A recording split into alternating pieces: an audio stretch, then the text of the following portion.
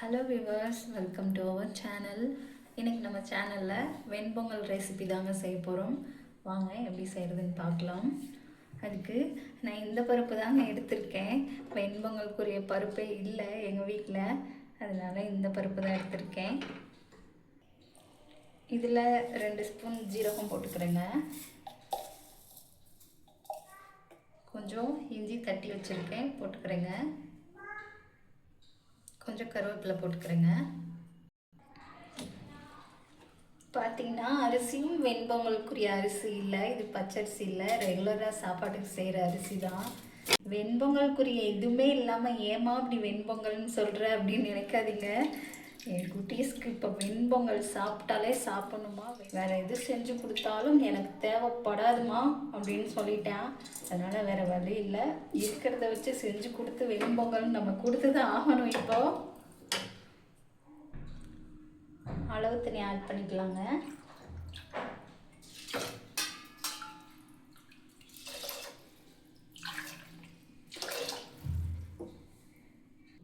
Next இது பொங்காமல் இருக்கிறதுக்கு லைட்டாக ஆயில் ஸ்ப்ரே பண்ணிக்கிறேங்க.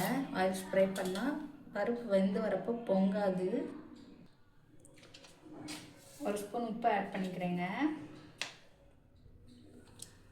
ஃபைனலாக கொஞ்சம் பெருங்காயத்தூள் ஆட் பண்ணிவிட்டு குக்கரை மூடி விசில் வச்சிடலாங்க. விசில் வந்ததுக்கப்புறம் காட்டுறேன் உங்களுக்கு, பாருங்கள் எப்படி இருக்குன்னு. விசில் வந்துருச்சு. அடுத்து நம்ம பொங்கலுக்கு தாளிச்சிடலாங்க. இதில் 1 ஸ்பூன் எண்ணெயும் 1 ஸ்பூன் நெய்யும் ஆட் பண்ணியிருக்கேங்க. எண்ணெய் காஞ்சிருச்சு. இதில் கொஞ்சம் ஜீரகம், 1 ஸ்பூன் ஜீரகம், லைட்டாக இஞ்சி தட்டி வச்சுருக்கேன், இஞ்சி, 2 வரமிளகாய் போட்டுக்கலாங்க. ஹீட் கொஞ்சம் கம்மியானதுக்கப்புறம் போட்டுக்கலாம், இல்லைன்னா வரமிளகாய் கரிஞ்சிரும்.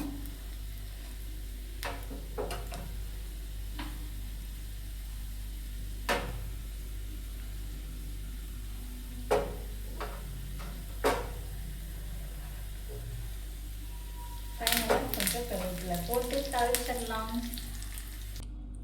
குக்கரை ஓப்பன் பண்ணியாச்சு. பாருங்கள், இந்த பொங்கல் கன்சிஸ்டன்சி வந்துருச்சு பாருங்கள். நான் கூட குக்கரில் வைக்கிறேன் சொதப்பிடுமோ என்னோன்னு பார்த்தேன். இப்போ அழகாக வந்துருச்சு. இதில் இப்போ நம்ம தாளிச்சதை ஆட் பண்ணி நல்லா கிண்டி விட்டுக்கலாங்க.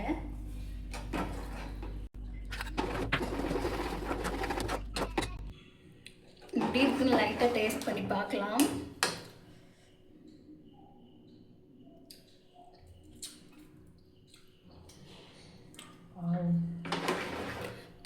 வேறு அரிசி வேறு பருப்பு போட்டிருக்கோன்ற டிஃப்ரென்ஸே இல்லைங்க. வெண்பொங்கல் டைப்லேயே வந்திருக்கு. சூப்பராக இருக்குது. இந்த அளவுக்கு வரும்னு நான் நினைக்கல. பரவாயில்ல. இதே மாதிரி நம்மக்கிட்ட இருக்க பொருளை வச்சு அதில் எப்படி நல்லா சமைக்கலாம் அப்படின்னு தான் நான் பார்ப்பேன். அது இல்லை இது இல்லைங்களா மேக்ஸிமம் கவலைப்பட மாட்டேன். இதே மாதிரி நீங்களும் ட்ரை பண்ணுங்கள். நெக்ஸ்ட் வீடியோவில் பார்க்கலாம்.